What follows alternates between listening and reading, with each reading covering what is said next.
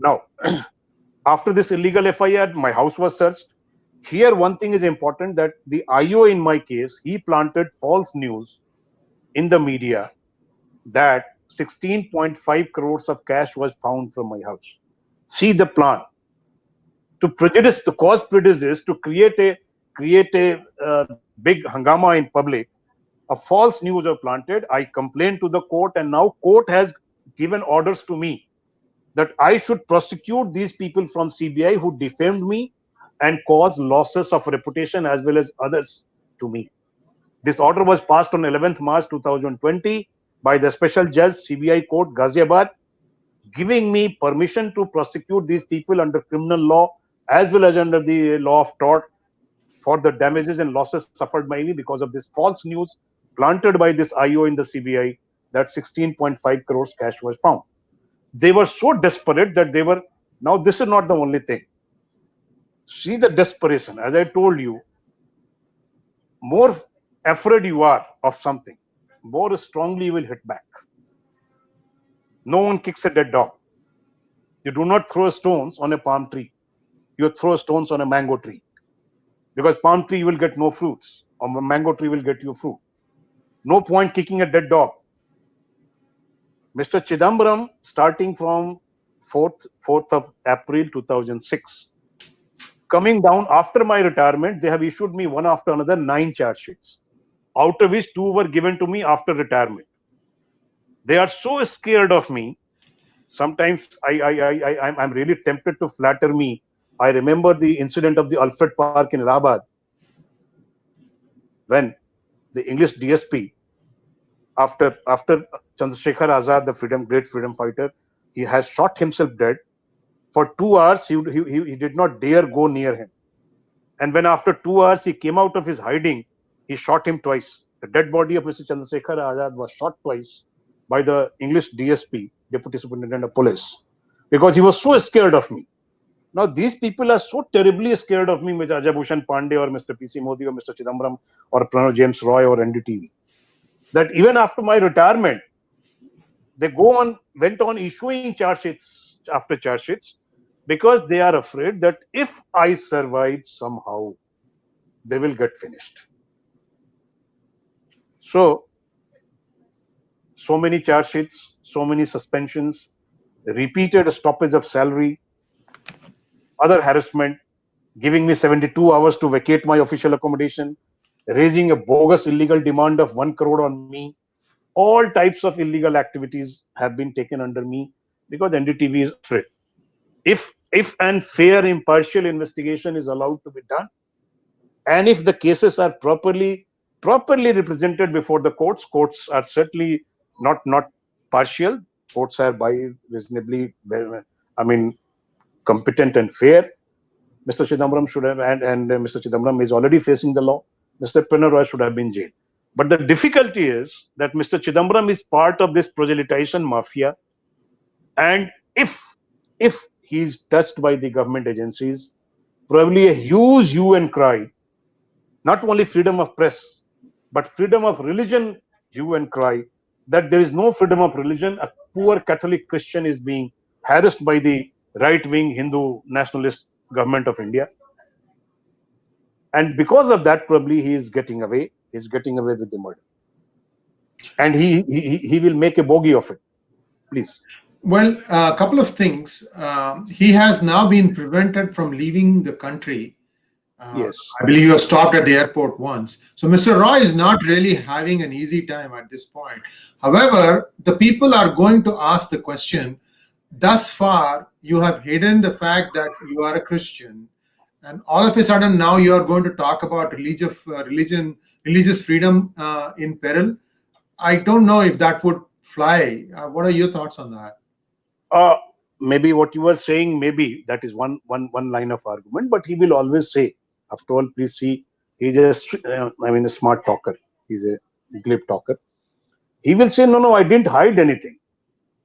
I just contracted my name. Pranay James Roy would have been a little unwieldy. I never said that I'm a Hindu. People just thought that I'm Hindu. I can't help it. That is the problem. See, the problem with this conversion lobby in India is they can't go to China. China will not permit. If you remember in year 2000, when the third millennium was being welcomed, the Pope wanted to go to China. He was not permitted by the government of China to welcome the third millennium, so he came to India. Since we are a liberal society and Hindus are traditionally tolerant, it is not I am saying. It is the view of the scholars, academicians all over the world that Hindus are the most tolerant religion in the world. So therefore, that taking that advantage, the proselytization mafia has set up a target of converting the Hindus to their religions, Christianity, Islam, and communism. These three religions are the biggest proselytizers in the world. And Mr. Pinarayi is part of that. I am explaining the ferocity of the NDTV against the then government of Gujarat, its chief minister, who is now Prime Minister of India, and its finance minister, Home Minister, who is now the Home Minister of India. The government of Gujarat, NDTV is not bothered, is still not bothered. 700 odd Muslims were killed in Gujarat. Go ahead. Killing even one person is bad. 700 certainly is bad, whether they are Muslims or Hindus or anybody. Nobody should be killed in the name of religion and in the name of God. Point is, they are not bothered. NDTV is not bothered for those 700 Muslims. 5,006 were killed in 1984 in Delhi, Bokaro, Kanpur. For last 36 years, they are fighting a lone battle before various courts. No NDTV utters a single word. No Tista Setalwad utters a single word. Nobody comes forward with single rupee to help these Sikhs, these victims. See, who killed is a separate matter. 5,006 were killed, and they were killed in a far more brutal manner than these Muslims victims of the Gujarat riots. The tires, burning tires, were put in their necks. Their hands were tied. They were tied to the poles, and burning tires were put on them. That is how these Sardars were burnt alive. Why NDTV has not uttered a single word? Because they are not Christians. Now the problem is the Dang tribals of North Gujarat in and around Bhuj. The Christian conversion lobby, the proselytization mafia among the Christians, they are running this conversion parade to convert these Dang tribes of Gujarat. In 2003, the government of Gujarat enacted, it's a very small 3-page act, the Gujarat Freedom of Religion Act 2003. This act criminalized and induced or forced conversion. It doesn't talk of Hindu or Christian or Muslim or Sikh or anybody. It simply say if anybody induces anybody to convert from one religion to another, which could be Christianity to Hinduism, Hinduism to Christianity, or etc., etc., then he will be punished with a sentence of 3 years. And when anybody wants to convert, to leave his religion, existing religion, and go to some other religion, he has to give a notice to that effect to the district collector, who will hold an inquiry. And district collector is satisfied that conversion is out of free will, he will permit, otherwise he will set up a prosecution. There is nothing wrong with this act. It is a perfectly simple, normal, neutral act. But because of this, the conversion mafia active in Gujarat came to a standstill. And this was the anger of NDTV and Pranab James Roy against the Chief Minister of Gujarat at that time.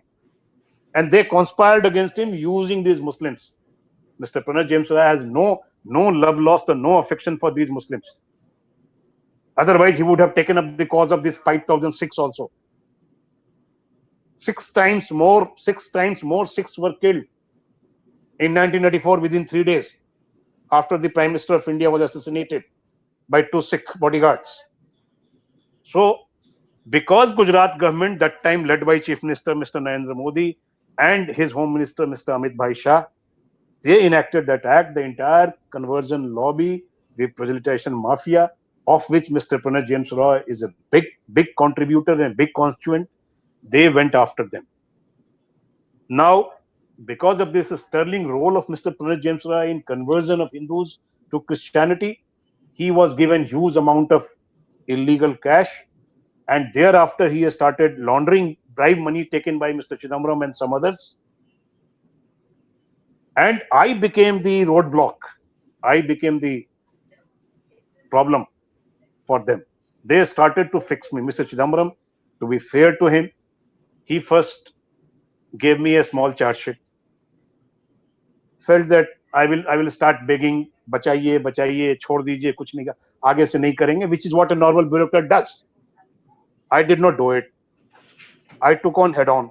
I said, please show me the records through which you have taken the decision, because decision to give charge sheet is justiciable. The decision is not. I cannot say you don't give me the charge sheet, but I can always say you arrive at the decision in a fair impartial manner. And I am saying you have not arrived in a fair impartial manner. You have acted with malafide, you have acted with motives. So they got stuck. Then on 29th May, on 4th of April, I am given this charge sheet, 2006. On 29th May, Mr. Chidambaram transfers me to Mangalore. That also gets stuck. Court stays and then cancels. So after these two ladies are retired, they leave the government service, Ms. Kherawala and Ms. Matiani. Mr. Chidambaram conspires with those who came in their places, Ms. Indira Bhargav and others, Mr. B.M. Singh, and suspended me on 30th March because at that day I was recommended by UPSC to be promoted as the Commissioner of Income Tax. And thereafter, I was in Galwan Valley. Well, just moving forward, I'm just struck by an observation made by an US-based journalist, Cleo Pascal, when she was on one of the hangouts with Dr. Subramanian Swamy. And she made this very interesting observation. She said that somebody who has taken a bribe of $1 million for a person who's a minister or a much higher politician who himself or herself might have taken $1 billion, they will go the extra mile to try and shield, because they are more afraid of their $1 million coming to light. And viewers, anytime you always ask these questions on Twitter and Facebook, it's now 6 years since Modi has been in power and nothing has happened. Take a moment to think about what has been happening in the life of Sri Srivastava. This is 2006. Now it's 14 years. And Chidambaram is gone as a minister from 2014. Yet you see the tail that is still wagging, and no one has touched Pranay Roy yet. And there is copious amounts of documentation now about the money laundering, stock manipulation. Every one of those actions are patently illegal. And I mean, P. Gurus has written reams and reams about this. My saying all this stuff is, it is not so easy in the way the bureaucracy moves in India. And even a black and white case can be grayed. It can be made to look like it is the opposite. So a lot of things are still kind of up in the air. Mr. Srivastava, what are your plans for the future? How do you plan on fighting and getting your case back? Because I would love to see you as the Commissioner of Income Tax, perhaps the Chairman of CBDT, perhaps even the CVC. I am out of the government for the time being. Let me explain a few things. You mentioned that 6 years of the present Prime Minister. See, had the government not changed in 2014, what happened in 2019 with me would have happened in 2014 itself, number one. Number two, had the government not changed and the present Prime Minister has not come to the power, probably I would have been physically eliminated by these people. I am alive because the government changed in 2014. I still remained in government for 5 years, next 5 years, because government had changed. See, we follow in India, unlike in US, where it is a reward system. The president comes, everybody comes. President goes, everybody goes. Here in India, we have borrowed the British system. Now, during the colonial system, the Britishers created that if you touch a ordinary constable of the British Raj, or if an office peon of British Raj, you are attacking the emperor, king or queen emperor sitting in way back in that island. It is because of this inbuilt problem. What happens when the herapheri is done? It is done by the individual officer or individual employee of the government. But then, when the return starts, when the accountability starts, that person hides behind the entire behemoth of the government. The problem is, persons like Ajay Bhushan Pandey or PC Modi, they become the government. So your fight, when you start fighting back, you do not fight like it happened in Galwan, where the Bihar Regiment 16 Bihar fought hand to hand. You end up fighting the entire might of the government, and then you are at a totally disadvantage because you can't match the resources of the government, and government will discredit you in so many other ways. So that is what has been happening with me. Number one.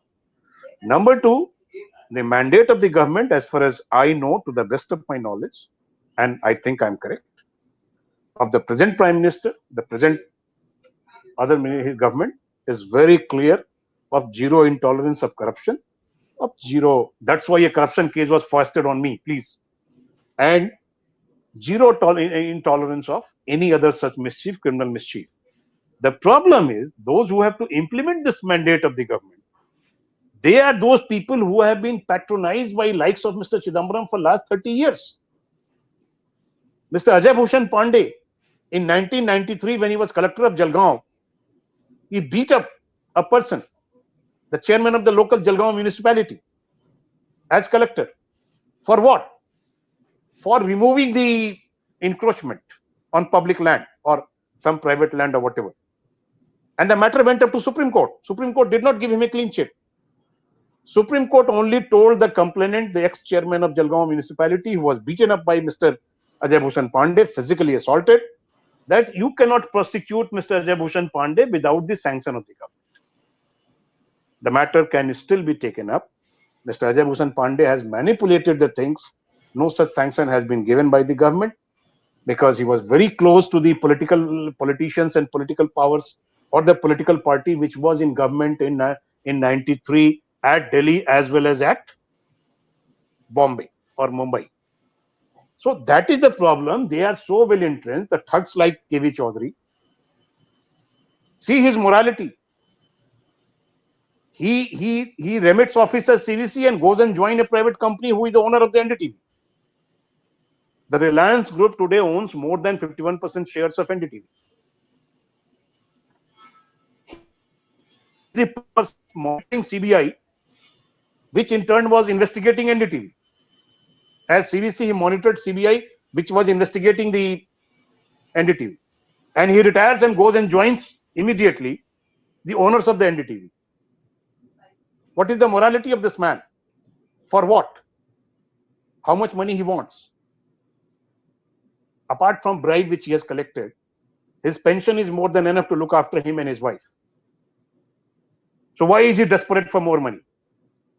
So these type of crooks who have no morality, problem is this needs to be reformed, that when an allegation of mischief is against a government servant will have to defend himself or herself as a private individual and not the government. If its government will compensate him.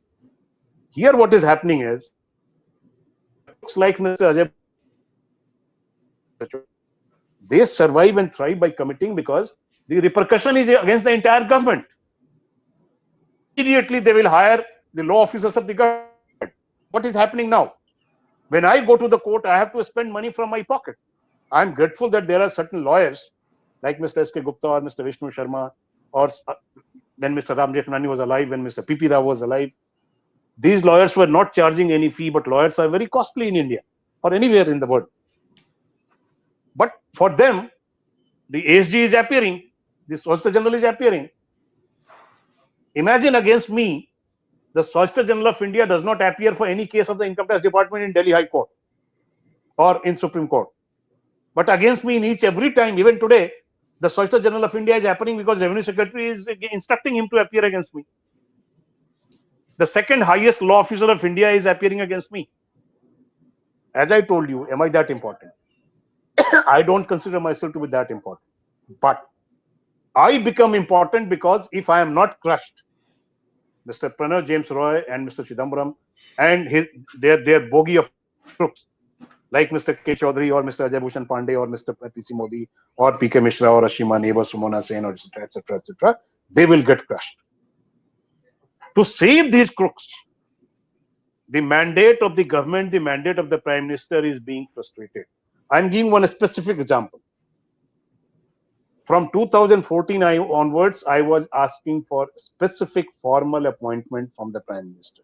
Formally, I was seeking a formal appointment. I was not given. I was informally told, nobody rejected my request formally. I was informally told that this will set a precedent. There are 20,000 officers of my rank, and then everybody will ask, and Prime Minister will have no other work, no time left. Maybe yes. But the same establishment, the same revenue secretary, the same chairman CBDT took Ashima Neb to the Prime Minister. Why? She is 12 years junior to me. She was only a director level officer in Government of India. There are 30,000 or 40,000 officers in that rank. Why was she taken to the Prime Minister? And if she was taken to the Prime Minister, why was I not allowed to go to the Prime Minister and explain my side? How can you make Prime Minister take a decision hearing only one side? This is for the office of the Prime Minister to answer that why did not they write on the file that since this woman wants to present her side, the other side should also be heard, so that the Prime Minister knows both the sides. And even today, Ajay Bhushan Pandey and PC Modi and KV Chaudhary, etc., etc., they are conspiring to ensure that I do not get to meet the Prime Minister and explain my side or explain the truth. Number one. Why I am important? Because NDTV is a crook. Mr. Chidambaram is a crook. These persons are crooks. Mr. KV Chaudhary, Honorable Justice L. Narasimha Rao. He is retired Chief Justice of Patna High Court and a puny judge of Andhra Pradesh High Court. He is now chairman of the CAT, Central Administrative Tribunal, which is the tribunal where government officers can take their, grievances at the first appellate forum. Now, Mr. KV Chaudhary is from Andhra Pradesh. Honorable Justice Reddy is from Andhra Pradesh. Mr. KV Chaudhary requested for an appointment from Justice Reddy. Justice Reddy was kind enough to tell him not to come to his house, but come to his office. And Honorable Justice Reddy, a very fine person, a very competent judge, very upright person, did not meet him alone. He ensured that some other member of the CAT remains present, and he talked to him in English. There, Mr. KV Chaudhary told that if I file a case in CAT, Justice Reddy should not allow that, should not entertain that. He should dismiss me. He said that please don't entertain Srivastava, dismiss his cases against 56J if he files. And it was fairness of Justice Reddy that he told him that, look, Mr. Chaudhary, if you have to say any such thing, you come to the court, which is perfectly lawful and fair. Why KV Chaudhary, an employee of Reliance Industries, will go to the office of or the chamber of Justice, Honorable Justice L. Narasimha Reddy, the chairman of CAT, and ask him to dismiss my petition against 56J, which I have not even filed as it. Why so scared? Why they are conspiring? There lies the answer, that it is not the mandate of the government. It is that's why I'm saying the entire thing is a conspiracy against the government as a whole. Unfortunately, the conspiracy is from within. It is the fifth column within the government, likes of Mr. KV Chaudhary or Mr. Ajay Bhushan Pandey or Mr. PC Modi, which was earlier Mr. PK Mishra, etc., etc. Now, these fifth column within the government, they are conspiring and frustrating. And that has happened all through, if you study the history of politics, or if you study the history of political craft, you will know that such fifth columns have always been there. But as I told you again, had the government not changed, had the present government not come to the power, probably what they did in 2019, they would have done in 2014 itself. And probably they would have physically eliminated. They tried still, couldn't succeed. Twice they tried to cause accident of my vehicle. They knew that I drive my vehicle myself if I don't have a government vehicle. At that time, I was not given a government vehicle. I used to drive my car myself. So they tried to cause accidents. by loosening the bolts, nut bolts of my wheels, so that wheels come out, vehicle meets an accident. Well, all this is someone who is fighting for the truth, and this is what is the result of that. Now, Satyameva Jayate is in our constitution, it's in our flag, it's there everywhere. Yet, the truth cannot be hidden, that is for sure. Except in these cases, you have what is the fifth column, some people call it the deep state. That deep state is at work and it's continuing to place blocks. It is there. It is there in USA also. Oh yeah. Deep. That's why I said It deep is there state. in USA also. Absolutely. This is the way it is. There's a certain class of people who feel entitled, and they do. See. I'm sorry, I'm interrupting here. These people know that I will succeed. These people know that truth will come out. The problem is they don't want me to work. They don't want to let me work. They want to prevent me from working. For 4 years, I was wasted in Noida. I could have been much more useful had I been allowed to work according to my normal potential, or my competence and my knowledge and my wisdom. But for the difficulty is, I would have superannuated in 2024 had I remained in the government. Now, rising in the hierarchy, I would have gone to the top. These people are creating these roadblocks that by the time I will be able to clear this, 2024 will be over. That is the plan. Keep me embroiled in all this so that I am not able to work. Nobody is bothered. See, they are not concerned if government gives me, instead of 12% interest, government is meant to pay me 24% interest. Instead of 1 crore of arrears of pay, government is meant to pay 5 crores arrears of pay. They will be too happy. Their idea is not to let me sit in office and work according to my potential. And that's why all this 56J or CBI or this or that, or these two hired women, these mercenaries who can sell themselves and anything and anywhere for some WhatsApp currency notes. Well, let's say you do manage to win the battle. What next? I will, but by that time, I don't know whether I will have time on my side. Time is still irreversible. That is Of true. course, now, that is true. And if you have any doubts about these kinds of things happening, all you have to do is to look at the case of Dr. T.P. Senkumar, who was appointed the Director General of Police of Kerala, and the new government of Mr. Pinarayi Vijayan wanted somebody else, and he had to go fight his case in the Supreme Court. He won it, except that he had only 1 month left in his tenure as a DGP before he had. That has happened earlier also. There was one IPS officer who succeeded in Supreme Court for appointment as Director CBI. But by that time, he has already superannuated. So Supreme Court said that we can't make you Director CBI notionally. So anyway, so that happens. That happens. And that is where this deep state of fifth column or these crooks, that is where they succeed. And that is why I said I don't consider myself to be that important. But since I'm important for them, not because of me, anything in me, but because of their criminality, their insecurities, and their, fears. Well, this hangout, viewers, was sort of an extension of what we wrote at P Gurus about the delays in CBI filing charge sheets against NDTV. Yes, that is to prevent. Yeah. So no, this is to look at in the completion. Read that. No, that is very simple. That is very simple. They are still, they know very well that I will succeed in court. Even 56J will not withstand the test of judicial scrutiny. So to prevent me coming back, and if not be able to prevent my coming back, at least prevent me from picking up my normal rank according to my seniority, they have got this charge sheet filed.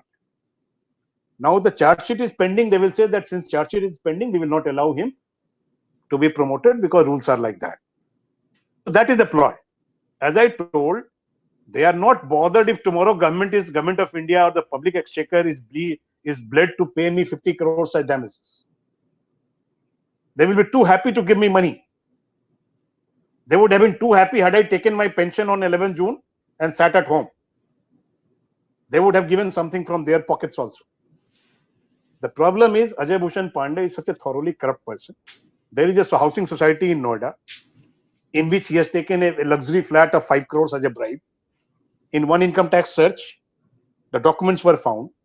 The great Mr. PC Modi got those documents tempered to protect Mr. Ajay Bhushan Pandey. Mr. PC Modi, there is a Hawala operator in Dubai. He is running his entire bribe taking business. Give me 6 months time.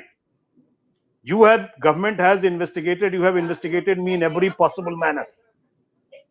Every possible manner, whatever government can do, government has done at the behest of these people.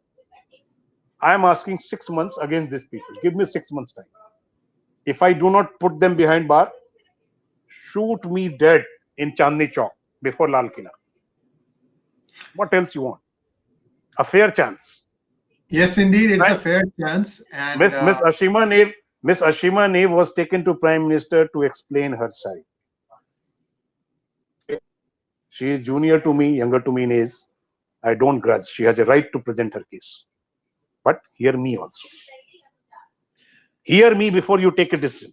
You are running away, running scared. Ajay Bhushan Pandey and PC Modi are running scared that I should not be heard by the same Prime Minister who was met to hear Ashima Neve. There lies the fraud of the deep state, what you call, and what I'm calling fifth column from within the government. And in spite of such a strong Prime Minister who have very little or almost no personal failings, unlike some earlier weaklings whom we had as Prime Minister. Well, viewers, you can be sure that anytime somebody asks me about, why nothing has happened to all the articles that P Gurus wrote, I'm going to give you a link to this video hangout because this is what is really happening in the background. Thank you very much, Mr. Sanjay Kumar Srivastava. We wish you all the best. Satyameva Jayate. This truth will prevail. Yes. And we wish you all the best and support that we can provide you in any manner possible. And we'll be happy to have you. When you have one year, you please remember us then. We would like to have a hangout with you when you have 1 year. Let us see that nobody can predict future. That the problem with all the boast claims of science, the human future still cannot be predicted. I do not know what is there in future. Well, let's look forward and let's look for the best. Thank you very much. Yes. Namaskar. Yes. I said we'll come out victorious from the Galwan. I'm in Galwan Valley. Thank you very much.